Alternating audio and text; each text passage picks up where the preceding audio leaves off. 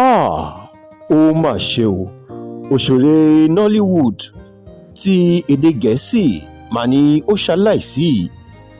Kábíyèsí Elédùmarè. Alex Ekubo la gbọ́ o wípé ó ṣaláìsí. Nígbà tá a máa gbọ́ wọ́n ní àìsàn jẹjẹrẹ òun ló ṣe tó fi di ẹni tí ó lọ sí ọ̀run àrèmábọ̀. Kábíyèsí Ọlọ́run o. Ọ̀pọ̀lọpọ̀ àwọn èèyàn ni wọ́n rẹ́rìn níta tó jẹ́ wípé ohun tó ń bá wọn fà á nínú wọn ó burú jáì. Olúwa ọba dákun bá wa tẹ́ Alex Ekubo sí afẹ́fẹ́ rẹ̀. Ẹ̀yin èèyàn ẹ jọ̀wọ́ o, ẹ máa ṣe ohun tó máa dùn yín nínú ni. Ohun tó máa múnú yín dùn ní kẹ́yà máa ṣe o. Ohun tó máa dé bá èmi àti ẹ̀ tá a máa fi di ohun tó máa gbé wa dìgbìdìgbì káàkiri.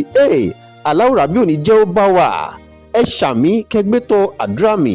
Olúwa ọba dákun bá wa tẹ́ Alex Ekubo sí afẹ́fẹ́ rẹ̀. Ẹ tún máa bá wa ká lọ.